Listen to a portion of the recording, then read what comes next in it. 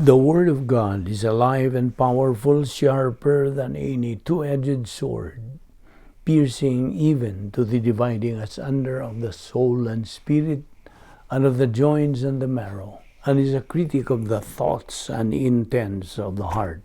All Scripture is God-breathed and is profitable for doctrine, for reproof, for correction, for instruction in righteousness, that the man of God might be mature, thoroughly furnished unto all good works. Study to show thyself approved unto God, a workman that needeth not to be ashamed, rightly dividing the word of truth.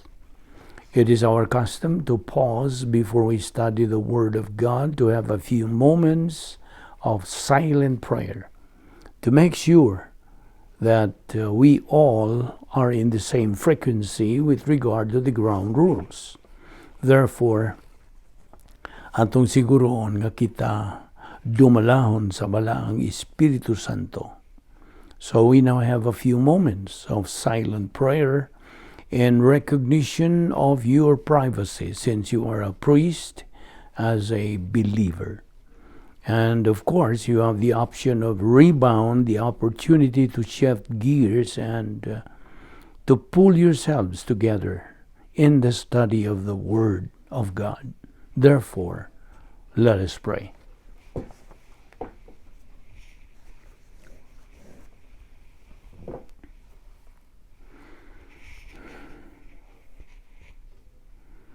Magampo, tabalaan ng mga Diyos, salamat nila sa mga higayon nga kami makapahimulo sa imong grasya. Grasya nga mong pagtuon sa imong pulong, busa, nagapasalamat kami kanimo. Ning tanan bisan pa nga, imo pa kaming gipabuhi hangtod ning higayon na kiniti mailhan. Nga ang imong plano sa tagsa-tagsa na mo ka kinabuhi, nagapadayon pa sa paglihok, ug busa kami nagpaubos lamang diha sa imong hustisya, sa imong grasya. Salamat nga imo pa kaming gipabuhi, kinigumikan lamang sa imong gugma, kaluoy, ug sa imong grasya. Uban ni kami karon sa among pagpadayon sa pagtuon sa imong pulong, hatagi kami niya ng concentration and focus to the things which we are going to study today. This we ask in Jesus' name, our Lord and Savior. Amen. Maayong adlaw sa tanan natong mga subscribers. How are you? O kaninyong mga suki, atong mga higala, atong mga silingan, o kaninyong mga bag-o pa, giabi-abi kamong tanan with open arms kaninyo, with warm welcome. Kaninyo sab nga mga isuon diha ni Kristo, welcome kanyang tanan. Hinaot nga namos mayong panglawas o magapadayon kita sa atong tuon sa pulong sa Dios o niya pa kita magadupot sa atong tunanan nga atong isugdan kagahapon, adding to the gospel a great danger. Kung sa kini kadakong kapiligruhan, kung imong dugangan, kuhaan o usbon ang pulong sa Dios bahin sa maayong balita sa kalwasan. Busa mao man kini atong main thrust nining atong ministry sa Balbido Evangelistic Ministry nga isang niyaw ang maayong balita sa kalwasan, ang husto ug tukma ra gyud nga maayong balita. Kay naa may gitawag sa gawas nga mayong balita kunuhay apan sinagulan, inusob o kinuhaan na nila ang kamatuoran ug busa. It's a great danger sa usa ka tawo nga magausab sa the only means of salvation, ang maayong balita sa kalwasan bahin ni Ginoong Hesukristo. So kita nga mga magtotoo, we have to be very discerning nowadays. Labi na kami dagsang na kinikarong mga mini nga mga magtutudlo, bini nga nagasangyaw sa gospel kunuhay apan mo to akong giingon nimo nga inusob na nila, dinugangan na nila o kinuhaan na nila, nawa na ang unod gyud sa mayong balita sa kaluwasan o mao kanay kuyaw nga may tabo sa usa ka tawo kay mao man kanay dakong tulubago niya. Okay, padayon ta sa paghisgot sa mayong balita sa kaluwasan. Okay? This is the good news of salvation. Una sa tanan, dinhi kita mohunong kagapon kadtong paghisgot nato sa 7 kanakalanlaing matang sa kamatayon nga gihisgutan diha sa balaang kasulatan. Ug agi og review ako laning lakbitan the 7 different deaths in scriptures. We have spiritual death, that's number 1. Number 2 is physical death. Number 3 is second death. Number 4, reproductive death or sexual death. Number 5, positional death. Number 6, carnal death. Ug ang number 7 is productional death or operational death. Now, sa pagpadayon niini, si Ginoong Jesucristo namatay sa makaduha dito sa cross. Okay? Now, ang una niyang the first time he died, he was in 3 hours of spiritual death. Tulog yun ka oras. Excuse me, let me clear my throat. Okay. Og siya gibutang dito sa cross, gilansang nila si Ginoong Kristo dito sa cross gikan sa alas 9 sa buntag. Kadtong alas 9 sa buntag itawag kadto nila og ikatulong oras sa adlaw, the third day, or the third hour of the day. Now, og sa ika-unom nga takna sa maong adlaw at 12 noon, ang Dios nga Amahan misugod na siya sa pagbubo sa atong mga sala, sala sa tanang katawan, okay? Sala sa tanang sakop sa kaliwatan sa tao. Ang atong mga sala gibubo na didto kang Kristo dito sa cross. And he was in spiritual death. Sod sa pila ka oras? 3 ka oras. He was in spiritual death. And it was dark over Palestine. Labihan sa kangiob didto sa Palestina. Now, after 3 hours of spiritual death, humans 3 ka oras sa iyang pagsinati sa espiritualong kamatayon, siya mideklarar diya sa Juan 19:30 nga Grigong pulong tetelestai. That's a Greek word. Nga ang buot pasabot, it has been completed in the past, where the result remains completed in the present and extends into the future permanently and forever. So, ang kaluwasan gitanyag ngadto sa tanang sakop sa kaliwatan sa tao. In the past, perfect tense, he is still physically alive on the cross. Now, one of the greatest misnomers sa Kristyanismo, mao nga si Kristo miula sa iyang dugo didto sa cross alang sa mga sala sa kaliwatan sa tao. He did not shed his blood on the cross, no. So, in the first place, he did not bleed to death. Wala. Wala siya mamatay, gumikin ka na hutdan siyang dugo. He bled, yes. He bled prior to the cross. He bled on the cross. Now, from the nails that pierced his hands and his feet, but he was still bleeding from the scalp, a little bit from the scalp, from the thorn that had been shoved, ilang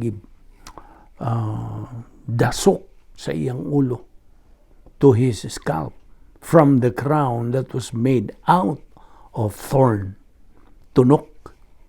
Now, siya, na midugo, he bled from his back, from the horrendous beating na iyang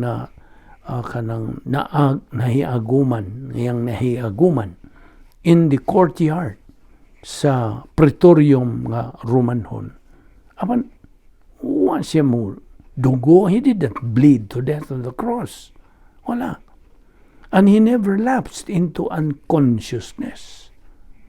Now, may voluntaryo siya sa pagbuhi sa iyang kalag o sa iyang espiritu. From his body on the tree, sumala sa gisaysay diya sa Lucas 23:43 ngadto 46 nga it describes so poignantly sa may gisulti o gipamulong ni Hesus Kristo. Amahan, nganha sa imo mga kamot akong itugyan ang akong espiritu. Sa Latin pa kanayon kini. Pater, in manus tuas commendo spiritum meum. So he voluntarily dismissed his soul and his spirit. Okay? He did not bleed to death. Di man ina. And the bleeding nga that Christ did on the cross has nothing per se to do with the provision of our so great salvation. Paminaw mayo nini. Di man nini. Kaya mo kinang mayong balita o nagalakip kini sa giaguman sa atong manduluwas nga si Ginoong Kristo dito sa cross. O ang matuod gayud nga mayong balita ang atong isay-isay dinhi. Ang sequence niini aron dili ni masagulan ni bisan kinsa nga mo suway sa pagsagol. So, ako malikot. Balik ta niya itong isutan. The shedding of the animal's blood in the Old Testament, when the animal was taken on the brazen altar and tied down, ilan ang bugkusan niya, ang iyang liog, ilang samdan, his throat was slit, and the offerer mubutang sa usa niya kakamot upon the head of the animal, og with the other hand, he took the sacrificial knife. Okay? Og iyang lungguan ang ang liog sa maong hayop. With the other hand, he took the sacrificial knife and he split the animal's throat. The animal would kick. Magsigi kanang sikad-sikad and would try to get away, but it could not because it was tied down. Gibugkusan man. And eventually, it would be exhausted. Maluya na kini siya. And eventually, lapses into unconsciousness tungod sa pagkahurot na gyud sa iyang oxygen ngadto sa iyang utok. And from there, mayagom na siya og kuma. You see? From there, into a coma, and finally, in a few minutes, kining maong hayop mamatay. It was the loss of the animal's blood nga mao'y nakaingon sa kamatayong pisikal sa maong hayop. Bueno, si Ginoong Jesucristo lost blood on the cross, but he did not bleed to death. Di man ina? Akong malikon nga si Ginoong Jesucristo na hutdan og dugo dito sa cross. Apan wa siya mamatay tungod kay unsa na gadugo siya ngadto sa kamatayon. He did not bleed to death. And his physical death, therefore, dili kadto hinungdan by bleeding to death, but rather by the voluntary dismissal sa iyang kalag ug sa iyang espiritu. Sabta gina. Now, dugang pag yun ini,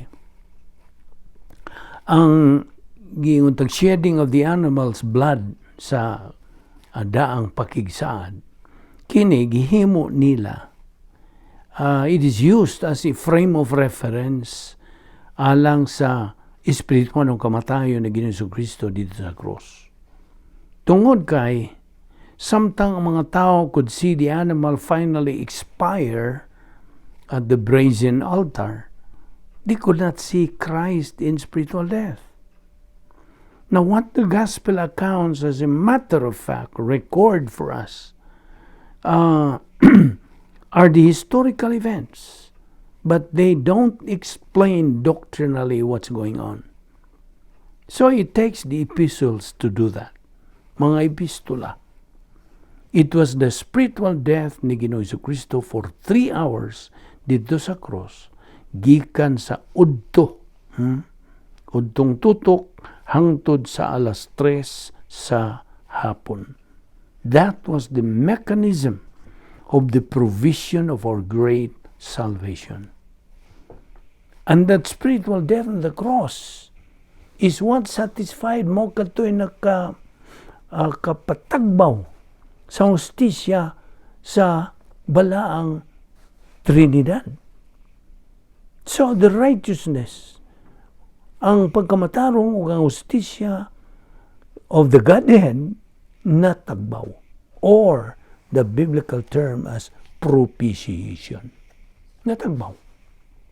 So now, ang gugma sa Diyos, mudahili na nga to sa tao by way of the cross.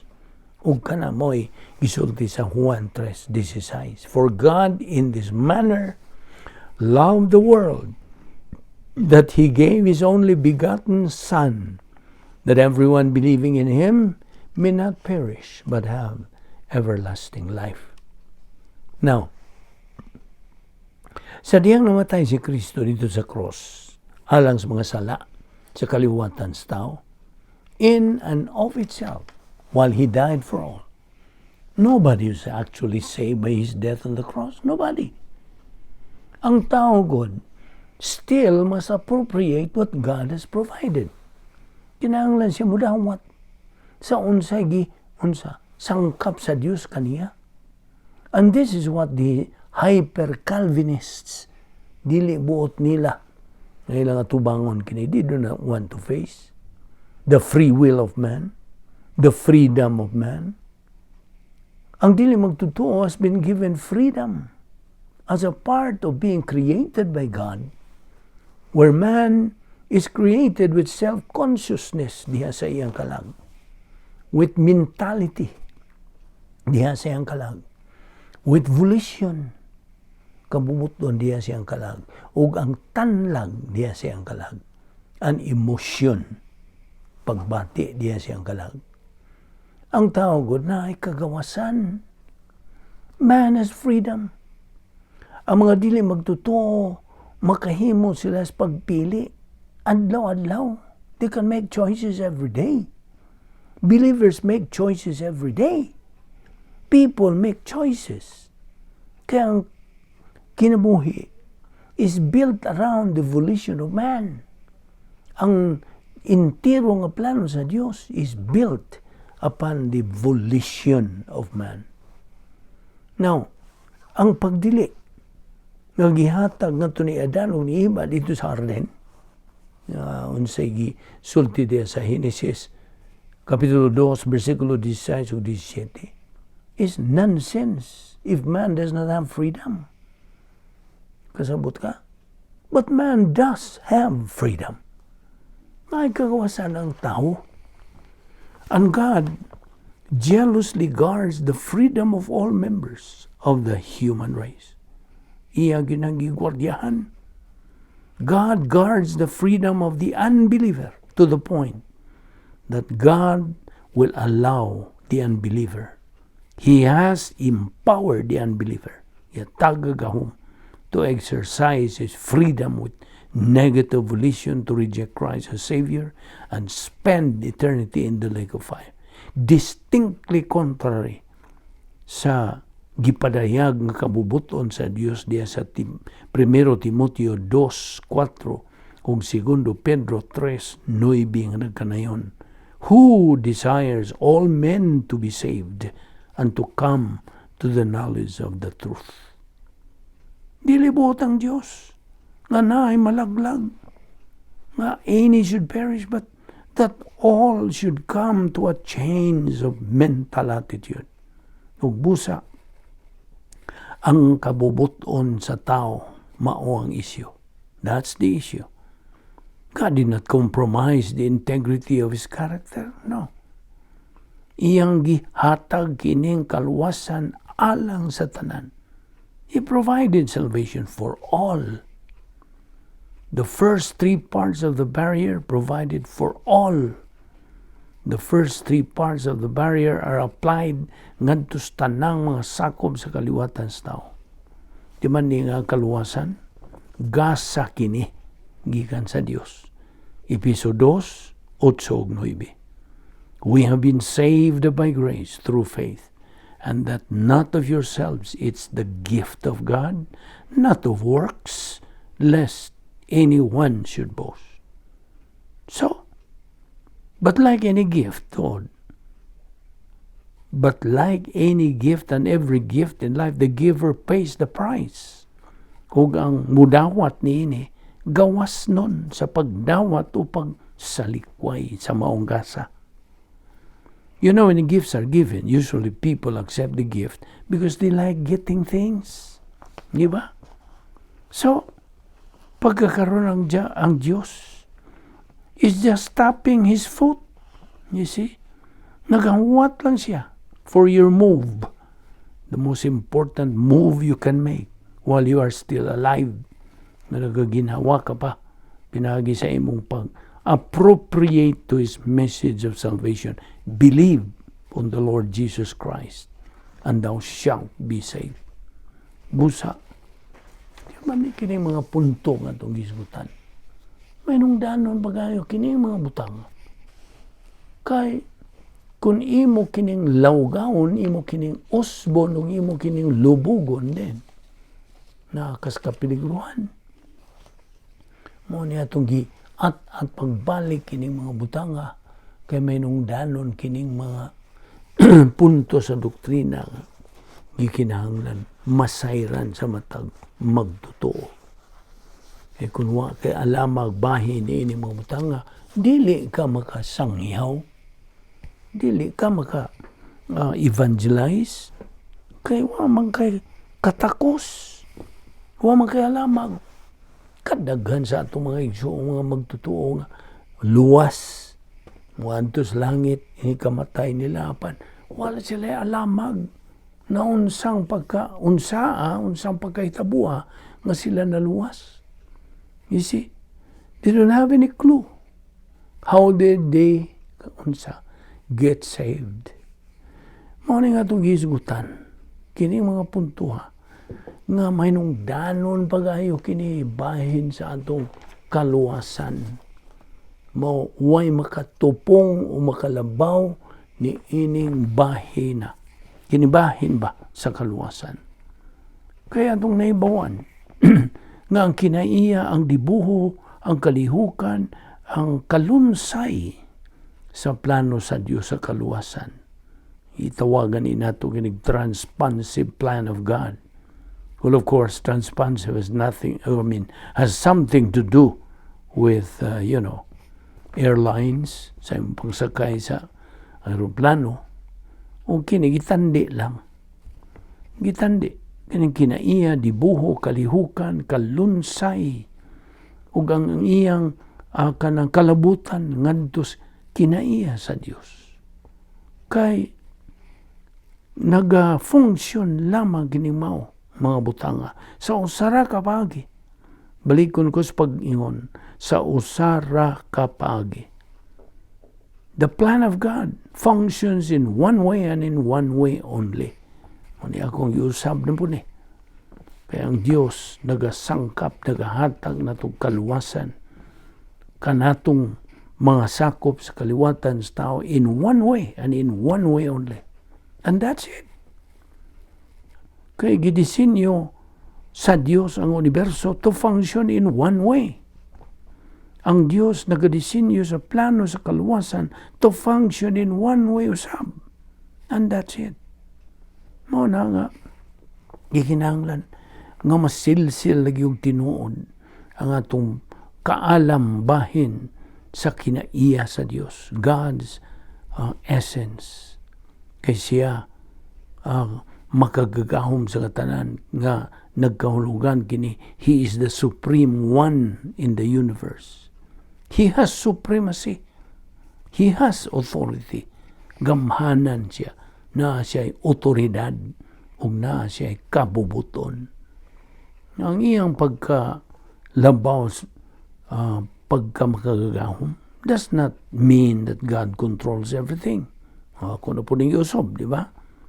He has designed His plan and He controls, gitumbok ang mga aspito sa iyang plano. But there is some things that God does not control, mainly two things, angelic volition o ang human volition. Dili siya makatandog niini. Mao na, nga naman kay kabuton, ingon nga tao, o ang mga anghel, gihatagan po niya kabubuton, then gawas nun ka. Gawas nun ka. Mao na nga, ang isyu nga itong giatubang mao, ang atong kabubuton. That's the big issue. Kung mao ka na ang atong pagpasabot kanimo bahin ining mga butanga nga it is a great danger kung imo ng usbon, dugangan, kuhaan kay adding to the gospel is a great danger. Magampo ta. Amahan na mong langit nun, nagpasalamat kami kanimo nining lain sa mga higayon sa among pagtuon sa imong kamaturan. Dugang mga kamaturan nga among puno nganhe sa among kalag aron kini mao ang among gabayan sa diha nga imo kami nga tagag kay gayunan sa pagsangyaw sa imong maayong balita sa kaluwasan ngadto sa kalibutan. Salamat sa imong pagkamatinumanon sa imong mga saad. Huwag kami karon sa among paggamit nini imong mga kamaturan ngadto sa tanang sirkumstansya sa among kinabuhi. Salamat sa among Bible study through the YouTube pinagi sa Vic Balbido Evangelistic Ministry. Kining tanan among ipasalamatan sa ngalan ni Ginoong Hesukristo. Amen.